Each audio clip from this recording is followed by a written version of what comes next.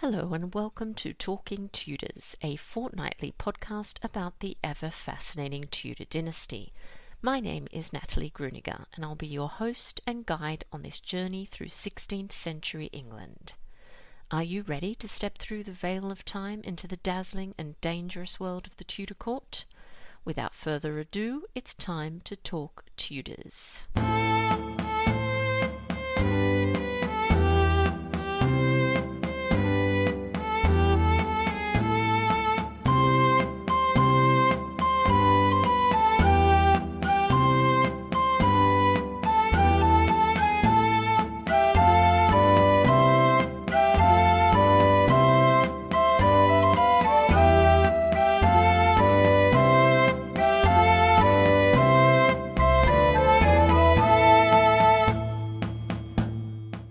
Everyone, welcome to Talking Tudors, episode 173, and the sixth instalment of All Things 16th Century Women. I'm your host, Natalie Grueninger. Thank you so much for joining me today. Throughout August and September, we'll be exploring the lives of 16th century women through a series of podcast episodes here on Talking Tudors and video lectures which are published on my YouTube channel, so be sure to subscribe. While all the content is free, I ask that you consider supporting the event by becoming a Talking Tudors patron. Visit patreon.com/talkingtudors for more information. When you join the Talking Tudors patron family, you'll receive lots of Tudor-themed goodies and have access to patron-only monthly giveaways. September's prize is a 1-year subscription to Tudor Places magazine. You can find out more about them at tudorplaces.com. All patrons are also eligible to attend monthly Talking Tudors live talks, which take place on Zoom. These events are exclusive to patrons. On the weekend of the 17th and 18th of September, I'll be chatting to novelist and screenwriter Robin Maxwell about her many books and work. Head to Patreon for all the details. You can also support the podcast and share your love of Tudor history with the world by buying Talking Tudors merchandise. There are a number of designs and products available, including phone cases, mugs, notebooks, and apparel. Check out all the products at talkingtudors.threadless.com. I would love to see pics of you wearing or using your Talking Tudors merch, so please do tag me on social media and use the hashtag #ILoveTalkingTudors. Now, on to today's episode. I am so excited that joining me on the show to talk about Elizabeth I and global connections is Professor Nandini Das. Nandini Das is a professor of early modern English literature and culture at Oxford University, fellow of Exeter College and honorary professor of English literature at the University of Liverpool. Exploring both literature and cultural history, she is published widely on Renaissance literature and cross-cultural encounter. Her next book on the first English embassy to India will be out with Bloomsbury in 2022. A BBC New Generation thinker, she regularly presents television and radio programs, most recently on the BBC's The Boleyns, Scandalous Family and Art That Made Us series. Our conversation's coming up straight after this short musical break, courtesy of guitarist Jon Sayles.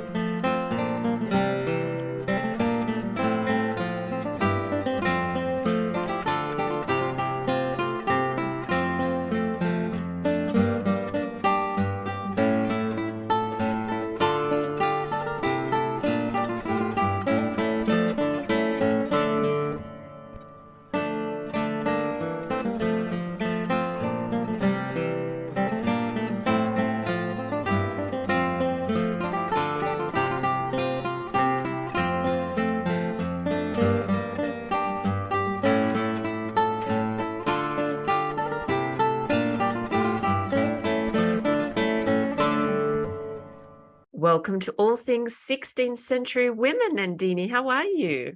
I'm very well, thank you. It's really lovely to join you for this conversation, Natalie. Oh, I'm so excited. I've been really looking forward to this. So I think a good place to begin is maybe you just introducing yourself to our listeners and just telling us a little bit about you and your background. Sure, I can do that. Hi, everyone, and thanks for listening and joining us for this conversation. My name is Nandini Das. I am a professor of early modern literature and culture at the University of Oxford and fellow of Exeter College at Oxford. I work mainly on 16th and 17th century travel and cross-cultural interaction. Started off working on romances, and quests of knights led me to this very different kind of adventure where, long before the empire, you had really intense kind of contact between England and the world, despite England's kind of growing sense of its insularity in some ways. Wonderful. And we are going to talk about Elizabeth I, which we both love, and some of those global connections. So what were the main reasons behind Elizabeth's enthusiasm for exploration and, of course, colonization as well? Well, enthusiasm is probably a loaded word when it comes to Elizabeth. She was terribly enthusiastic about the revenue that the exploration and colonization might bring into the country, because the English monarchs were constantly cash-strapped, and Elizabeth more than any others, particularly in the second half of her reign when the Spanish threat was mounting. And so much of her finances were just simply feeding into ways of bolstering that defense of the country. But the one thing that English merchants constantly grumble about in their letters, in their petitions, sometimes directly to Elizabeth herself, is about her lack of enthusiasm compared to some of her close contemporaries, compared to, say, Philip II, compared to the Venetians, the French, the Dutch, the Portuguese, the Spanish. The English monarch was notoriously reluctant to put her money where her mouth was in terms of exploration and travel. That is really interesting. So in saying that, what kind of trading networks did Elizabeth establish during her reign?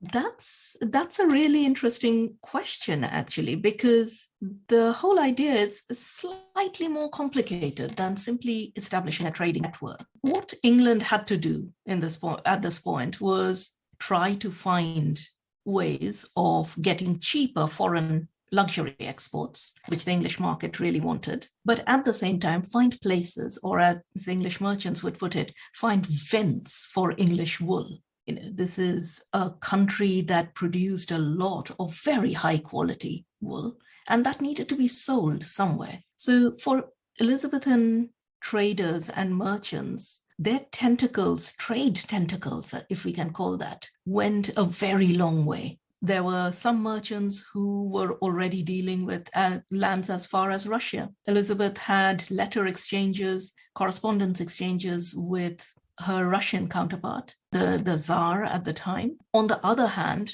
she was also having exchanges of correspondence and requests for trading licenses with Morocco, with the Ottomans. There were little noises being made among the merchant community about how it might be a good idea to suss out the trade route to Mughal India, although that didn't happen till almost the very end of her reign.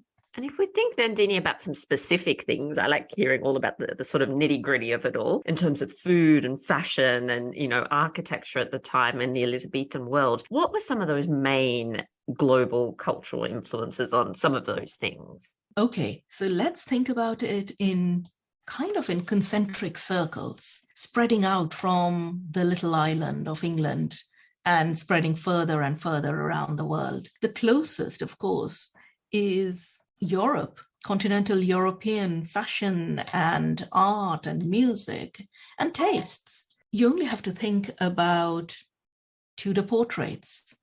Okay, let's test this, Natalie. If I ask you to imagine, close your eyes and imagine a Tudor portrait, any Tudor portrait, what comes to mind? Oh, I just pictured Henry VIII when you said that. Of course, the stance, the wide-legged stance. Yes. I mean, it's iconic, isn't it? That image of Henry, kind of arms akimbo, legs astride in a power pose. That's what we think about when we think about the Tudors. But those images are made by immigrant artists. So much of what we imagine of the Tudor world is visualized for us by immigrant artists. There was that huge influx of continental European influence. And then if you think about what they wore, and at any given moment, if you happen to be, happen to be one of those lucky Tudor citizens with a little bit of cash to spend, and you thought, I know what I'll do this afternoon. I'm going to walk down that fancy new Royal Exchange that Thomas Gresham has made to rival the Boers of Antwerp. So there's a little bit of, keeping up with the neighbors going on there as far as England is concerned. And I'm going to go to the top floor of the Royal Exchange and have a look at the shops. You could probably buy things from fairly large expanse of the known globe. Walking down a street in late Elizabethan London, you'd probably be likely to meet someone wearing fur from Northern America. You would see people with pipes, smoking tobacco. That's an influence that is coming in. In your next door neighbor's house, if you're an affluent Londoner, you might see a turkey carpet on the table. Too expensive to put on the floor, of course. So you had it on the table. You would see fancy new little toys or scientific instruments that have been brought in from the great trade fairs in Germany. You'd have Dutch woodcuts and engravings. So there's a huge influx of various different kinds of cultural exchange that is defining what Englishness means. In fact, kind of running joke throughout the Elizabethan period is that the English man actually has no identity. So if you started stripping him of all those foreign borrowings, you'd end up with a man who's very, very naked. What an excellent analogy. Yeah, that's really interesting. And now, Nandini, earlier you mentioned, of course, being a little bit cash-strapped because of the tensions, the ongoing tensions with Spain at the time. So can you talk a little bit more about these tensions between Elizabeth I and Philip II of Spain? I mean, Philip, of course, had met Elizabeth when she was very, very, very young during his short kind of sojourn in England. And partly his memory perhaps is of that 20-something Elizabeth by the time Elizabeth comes to the throne, undefended to some extent and cornered. But over the reign of Elizabeth herself as queen, relationships between the Iberian Empire, relationships between Philip and Elizabeth get increasingly strained. There's a long history behind that of straitened relationships since Henry VIII's time and the whole kind of baggage of the Boleyn legacy that Elizabeth carries with her. She is, after all, the troublemaker's daughter. But there are bigger problems, and partly many of those bigger problems are associated with religion. So in terms of the Protestant Catholic rift, Elizabeth becomes increasingly the figurehead for the militant Protestants, essentially, within Europe. But what also makes this crisis, I think, a particularly long-running one, is increasing English ambitions abroad as well, beyond Europe. So the English, once they start going into Northern America, are constantly coming across Spanish ships and making trouble for them. They are constantly posing as the rational Protestant kind of counterpoint to the terrible atrocities that have been unleashed by the Spanish on the Northern American continent. And the Spanish don't take kindly to that either. So there are multiple levels at which that relationship between the two monarchs are problematized in this period. Yes, and of course they're not. There's another relationship that's quite tense in this story, and that of course is the Anglo-Scottish relations as well. So if we think about Elizabeth's reign, what are things like at that point between England and Scotland? Well, let's put it this way. When Elizabeth comes to the throne, Mary, Queen of Scots, is married to Henry II, King of France's son, Francois. And Henry orders his gentlemen that as Mary enters the chapel to pray, they should all cry, "Make way for the Queen of England." So that is a big problem. That is a big problem for Elizabeth. This is a problem particularly because Mary Stuart, Queen of Scotland, is the legitimate granddaughter of Henry VIII's sister, Margaret Tudor. So compared to Elizabeth's messy history that would put any kind of contemporary real life reality TV show to shame, Mary actually has a fairly clean line of succession from Henry VIII. That makes her a major threat. What doesn't help is that Mary's own kind of situation in Scotland is also pretty turbulent throughout this period. So she's constantly looking for assurance in some way or the other, particularly when Francois dies and she's left a dowager queen with no other identity, essentially. And she's desperate to build up relationships. She becomes a little bit of a loose cannon for Elizabeth. So Elizabeth is constantly dealing quite warily with Mary right from this point onwards. Walsingham is watching Mary's every move very, very carefully. There is a point, for instance, where, and this is where we kind of complete that triangle. There's a point where in the 1560s, Mary is looking for a new husband. And there's news in England that maybe that potential new husband might be Don Carlos, who's the son of Philip II of Spain. Oh my goodness, that's not good news for Elizabeth at that point. So, and at that particular point, Elizabeth does not hide her displeasure with that possibility. Of course, it comes to nothing. But Mary is, deeply responsible for Elizabeth's blood pressure rising at any given moment throughout this period. That's so true, isn't it? That's an amazing story. And I don't mean to put you on the spot, Nandini, but I've spoken to lots of different historians and academics, and they all have a slightly different interpretation of Elizabeth's, the role she played in Mary, Queen of Scots' execution, I suppose you can say. What's your take on just quickly, what's your take on that sort of end to Mary, Queen of Scots? You know what? Elizabeth was a very, very canny PR person.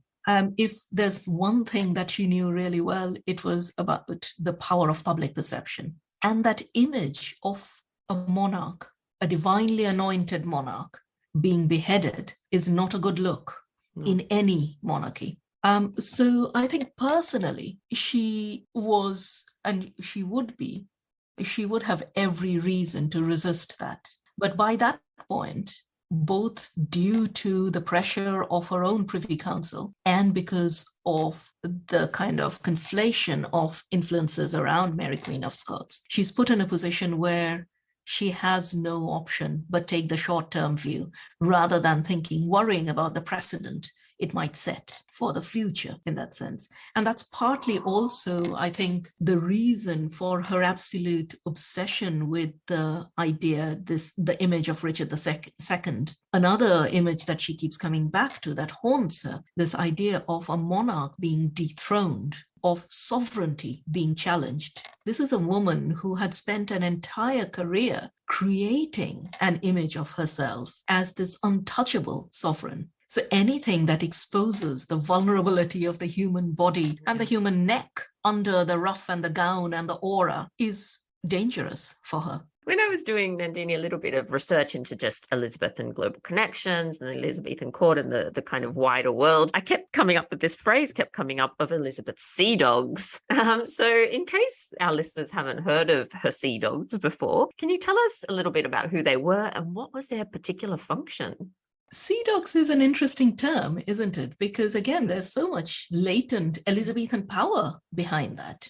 It's like unleashing the dogs of war, that Shakespearean phrase comes to mind. But basically, we're talking about the great Elizabethan sailors, the mariners and adventurers like Walter Raleigh, Francis Drake, the names that seem very familiar to us now in terms of Elizabethan exploration. Again, the story behind it goes back to that very fundamental force moving the world, which is money, Natalie. Elizabeth is in a position where she cannot keep a standing navy and maintain a standing navy for significant amounts of time. We see that in the crisis in the 1580s, particularly building up to the Armada, where even little fishing boats are essentially co-opted into naval service. The other thing is that Elizabeth doesn't want to kind of engage in face-to-face encounters with the Spanish.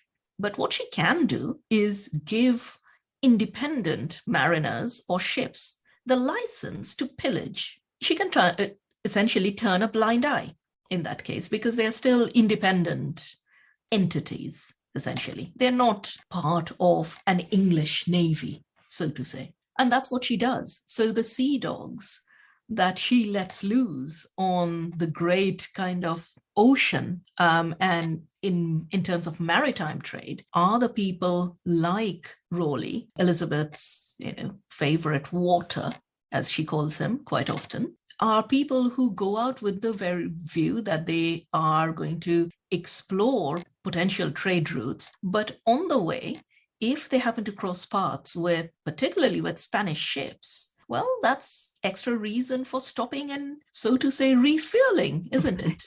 And there is, of course, this huge debate that runs throughout this period, right into James I of England, James VI of Scotland's reign, about what happens to pillaging and property at sea.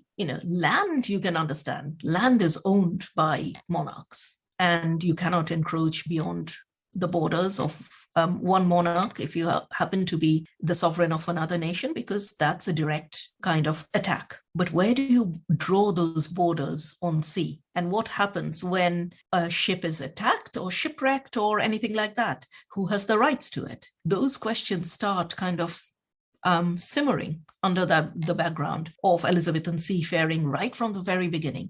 And Elizabeth and her Privy Council are really good at exploiting them. Yes, and I'm just thinking, so in return, Nandini, for allowing them this independence to go sort of out and pillage, I'm imagining that she gets quite a bit in return as well. So she gets a cut.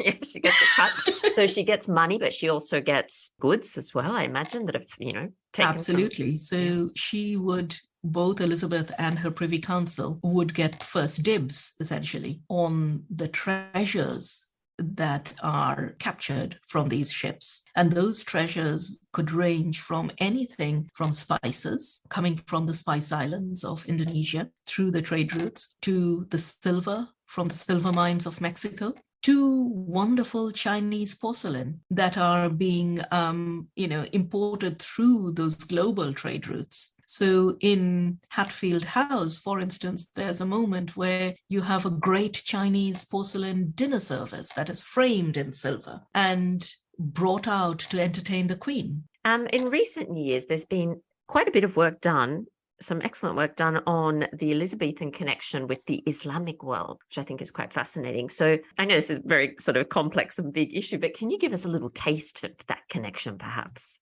So when we think about global politics in this period, if you're thinking about it from Europe or from an English perspective, we think about global, or the powers being Iberian, Spanish and Portuguese, with their imperial kind of influence and tentacles stretching right across the oceans to the New World. But of course, if you think about the entire globe, and if we imagine the global geopolitics and trade routes in that period, for centuries before that, there's already been a trade route with the Middle East that has been tapped by Venetian trade and by Italian trade, primarily in the earlier period, and then by the Spanish. And those kind of trade routes focus on multiple Middle Eastern Islamic superpowers in this period. You have the Ottomans. They are by far the major entity right on the doorstep of Europe in terms of maritime kind of conflict and attack. There's a moment you'll remember, of course, in that Shakespeare pulls on in Othello, where Othello is brought into action by Venice because of an Ottoman attack. And there's a little kind of wordplay on Othello and Ottoman, which seems to suggest that these two figures are not so different after all. Make of that what you will. So the Ottomans are very much in the mental landscape of Englishmen and of the English Queen in this period. There's also Morocco, so Northern Africa, where you have that really kind of rich crossing of, on the one hand, the Indian Ocean and Red Sea trade and the Mediterranean trade. So you have Morocco, but you also have the Persians the Safavid Empire of Persia in modern-day Iran, and then you have the Mughal Empire in northern India. So these Shia and Sunni Islamic empires among themselves control the lion's share of global trade. That is a huge entity for any European monarch in this period. Elizabeth actually comes into that exchange slightly later than others. It takes a lot of poking and prodding by London merchants who are getting really worried about losing that Eastern trade completely. So it's the London merchants who essentially prod her into sending William Harborne, who is also a London merchant, a Turkish-speaking London merchant, as her ambassador to Istanbul, to Constantinople, as the English would still insist on calling it, to try to negotiate trading licenses. And from the middle of Elizabeth's reign till the end of Elizabeth's reign, you have multiple trading companies that crop up. You only have to think about the names of those to realize the influence of those Islamic empires. You have the Turkey Company, the Levant Company, the East India Company. These are huge influences. And of course, the other thing, again, I think we keep coming back to this, is the question of money and profit. If you're dealing with continental middlemen, it means that you're paying double the rates of taxes and you're paying double markups. So aside from any Protestant or national pride, there's a real financial impetus behind the London merchants' interest in the Islamic empires and building up those connections, and in Elizabeth's interest. And on top of that, the ever-looming presence of the Spanish threat, and the possibility that you could perhaps influence the Middle Eastern European kind of relationships by making really studied and deliberate connections with certain forces. So Elizabeth at one point has prolonged exchange with the Moroccan Sultan, trying to see whether there could be an Anglo-Moroccan alliance against Spain. So you have the perfect kind of combination of financial and political and military kind of impetus. Yes, I was going to say, I hear a recurring theme here, Nandini, of money and profit and power, and now obviously protection in that last case. So let's move back a little bit closer to home in terms of Elizabeth's home. So can you tell us a little bit about what Elizabeth's relationship was like with Ireland? I feel like it's another very tense relationship here. It is very much a tense relationship. When we think about English or later British imperialism and colonial history, we tend to think about the influence that England had across the seas. In the country I come from India, for instance, or in the US, in Northern American colonies. But Elizabethan governors, Elizabethan adventurers, soldiers, and merchants try their hand at that settling and colonization business, first and closer to home in Ireland. What they also realize is that it is an expensive endeavor. The Irish resistance to English influence is as kind of firm in some ways, as bitter as the English hope of imposing and crushing that resistance. So you have repeated kind of moments of crisis, for instance, and many of those names that sound really familiar to us from Elizabeth's history. So you have to think about Sir Philip Sidney, the ultimate Elizabethan courtier. His father is sent to Ireland to try to bring it under English rule. If you think about Edmund Spenser, the writer of The Faerie Queene, of course, his career beyond his kind of identity as a poet is very much embedded in Ireland. Those moments when his knights, his kind of representations of the different virtues of the perfect gentleman, come into contact with barbarous and savage figures in the woodlands, have Ireland looming behind them implicitly. And then, of course, later on, there is the Earl of Essex and his disastrous campaign.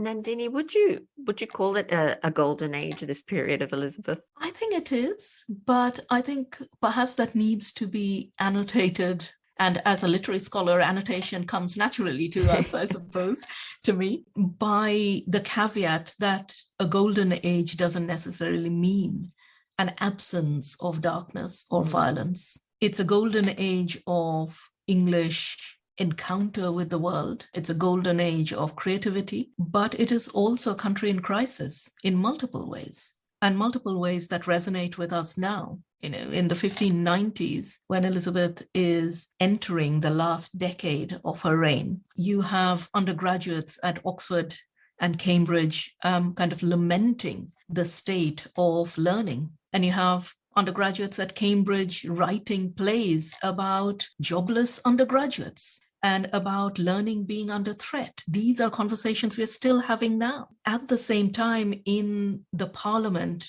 at the Houses of Parliament in 1594, you have really kind of fraught debates about immigration, where Raleigh is screaming, vituperating about these pesky foreigners who have dared to call England their home, and they're taking revenue away from the English. On the other hand, you have the defenders of immigration within the Houses of Parliament pointing out, actually, those pesky foreigners bring in a lot of foreigners' investment and skills to the country.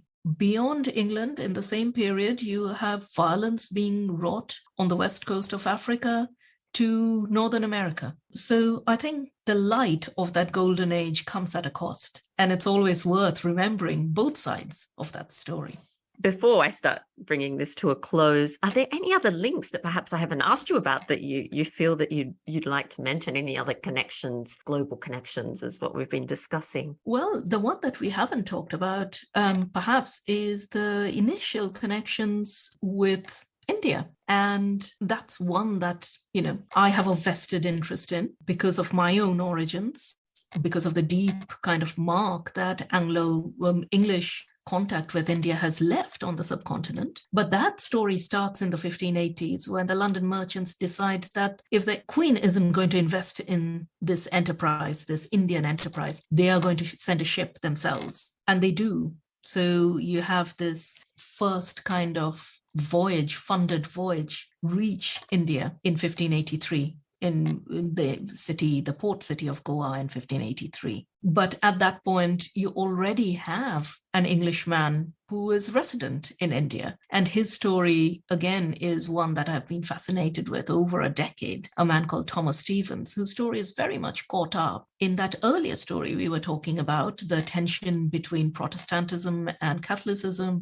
in terms of religious rifts, in terms of rifts between the continent and England, because he is an English Catholic who escapes from England, goes to Catholic Europe, trains as a Jesuit priest, and then finds his way to India. And there, 50 years before Milton's great Protestant biblical epic is written, Thomas Stevens, this Catholic Englishman, writes the first English epic, biblical epic, but in an Indian language, Marathi, called the Krista Purana. So for me, those glimpses into those fragmented lives of Englishmen wandering across national and linguistic divides is very much central to what I'm interested in this period. Elizabeth is, in a way, a figurehead of that huge hive of activity that is going on. Nandini, thank you so much for sharing your expertise with us, your time. You've certainly given us a lot to think about, and I imagine that many of our listeners are now wanting to find out more about you and your work. So where can they go to do that? Well, I've written fairly extensively on travel in various ways, but the one that I'm most excited about is a book that's coming out next year called Courting India from Bloomsbury. And that's about the first English embassy to India. But apart from that, in terms of wider kind of thinking about travel and travel writing, although it is a rather hefty volume, the Cambridge History of Travel Writing, which I co-edited with Tim Youngs a couple of years ago, is still one of my very favorite projects. But we were talking also, Natalie, about fragmented lives and those wider connections. Over the last 6 years, I've been very much involved in a project called TIDE, Travel, Transculturality and Identity in Early Modern England. And the great thing about this particular project was that because it was funded, the publications from that project are all open access.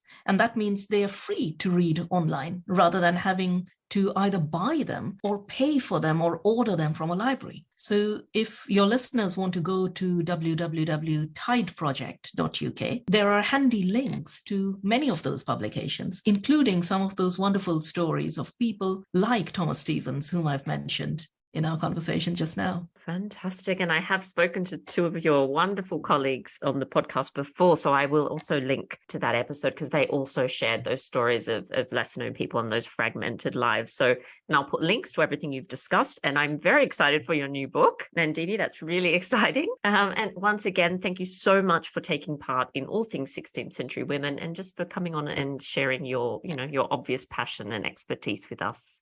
Thank you so much. It was such fun talking to you.